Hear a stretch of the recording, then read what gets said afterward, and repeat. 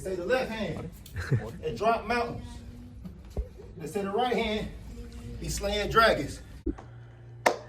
The Untouchable True School Sports Empire proudly presents something the boxing game's missing. Hey, what's going on? It's your boy BT, and I came here to talk some boxing with the thousands of True School Sports subscribers.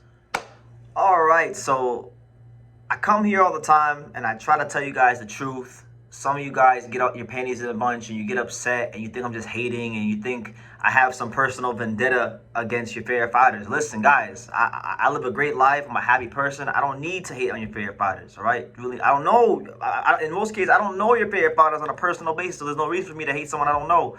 I just tell you the truth about what I'm seeing, patterns, and some of y'all don't like to hear it. And truthfully, I don't even want to tell the truth half the time. I want to be like all these other content creators sometimes and just lie for views and clicks and do all that shit and sell out like a lot of your favorite content creators do. But I don't do that because we have this thing called integrity. You know, Pops raised me a certain way to be as a man, so I follow that path that example he showed me, right? And with that being said, and with that being firmly established here on True School Sports, I told you guys in my last video about this subject. I told you that, you know, just because Josh Kelly may have signed some sort of contract to fight Jaron Ennis with Eddie Hearn doesn't necessarily mean they're going to fight next. Like, he's the IBF champion. Boots is not a champion. So he's going to explore his options.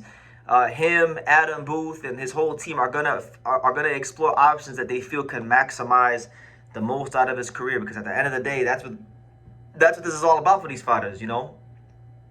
So that being said, you know, Xander Zayas, he's fanning the flames of a Josh Kelly Unification fight. And he commented on a recent post from Josh Kelly, and he stated the following, and I quote, "Congratulations, Josh Kelly. I can't wait to welcome you to America," end quote. Now, what that means is, you know, it's February right now, so you could fully anticipate that Xander will probably fight somewhere in and around June. Whenever the Puerto Rican Day Parade happens, it's normally in the summertime in New York City. That's when you could expect Xander Zayas in the ring, and that's when I feel like if these two fight, that's when it will happen, because it'll be a big event around a big event and a big weekend in New York, right? I know a lot of people are mad. A lot of people say, like, Josh Kelly's ducking Jaron Ennis, right? Because Josh Kelly and his trainer Adam Booth, and they got in an interview and said, you know, Jaron Ennis doesn't bring you know, a ton to the table right now. Xander Zayas brings more to the table. We're gonna explore our options. They were very adamant about, you know, what they feel is the best direction to go, right?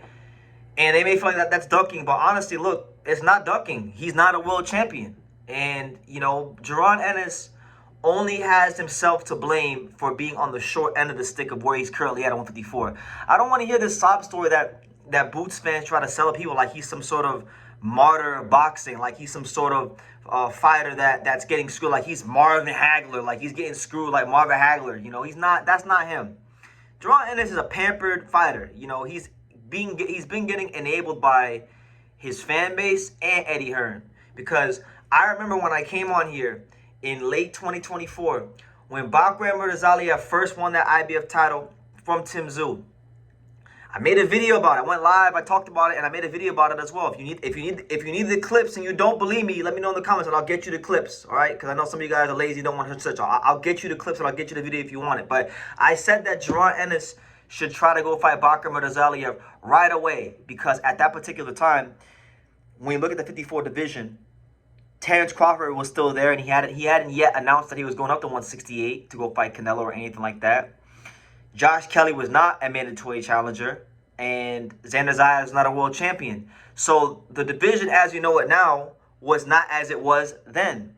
And I was saying that Jaron Ennis should have fought Bakram Murtazalia, because had he done that, it would have put him in a power position to get these big legacy-defining fights without so much trouble, right? Because let's also acknowledge what's clear to see. Jaron Ennis is a very good fighter. People know it's a hard fight. They know it's a tough fight. So if you already know, if you're Jaron Ennis and your team Ennis, and you know it's been difficult getting these big fights over the line when you're at 47, why not do something to get you ahead of the curve at 54? You know, but no, you didn't do that. You didn't even try to go undisputed at 47. You left 47, you went to 54, and you fought Lima because you need a tune-up. all the Boots fans saying, he need a tune-up. All that nonsense, right? I was like, okay, well, you got your tune-up. It didn't really serve you no purpose. And now you on the short end of the stick while the rest of the division is unifying and you got to play the waiting game. So, yeah, it's a sad state of affairs because he could have beat Bakram. I thought Boots was good enough to beat Bakram, and they just Team Ennis and Jaron, they were just cool. They were cool with getting paid money, a lot of money to fight Ustim Lima and those things. And yeah, Josh Kelly, like another thing too, Josh Kelly was not the mandatory. When I made that video and I was asking for Boots to fight Bakram, Josh Kelly was not yet the mandatory. I don't even think he had fought Ishmael Davis yet. So that's neither here nor there. As far as Boots versus Kelly versus Xander, let's break it down for what this fight is and why it's happening and Boots isn't, because a lot of people may not understand why it's happening. Well, let's break it down. From a commercial standpoint, you got the UK and Puerto Rico, two very big boxing markets, right? Especially the UK. We know the UK has a very unique way of getting behind their fighters, and they travel and they support their own, right? And this be no different. So you have that on one end. You got Xander Zayas, who's been built up very well by Top Rank and Peter Khan and everybody that's behind him over the years. So he's stepping into them shoes. He's taking them shoes, and the shoes that Miguel Cotto left behind, they're not fully on his feet yet, but he's starting to put his toes in the shoe a little bit. And fighting on Puerto Rican Day Parade weekend against Josh Kelly is a great step in that direction. So you got two big boxing markets at play there. New York City has a big Puerto Rican population, and Brits have shown time and time again throughout the years they will travel to New York City willingly. That's one part of the equation. The other part of the equation is it's a 3-belt unification fight. So the winner of this fight is unequivocally, for this moment in time, the man of the division. And how, as a fighter, how would you not want to do? Why wouldn't you want to do that? Any fighter that's in that position to be in a 3-belt unification fight is gonna take it. 9.99 times out of 10. So Boots doesn't have a title, and on top of that, I mean, getting into the boxing aspect of it, it's an interesting fight because you got Xander Zayas, who's got very good feet. He showed that against Abbas Barrow.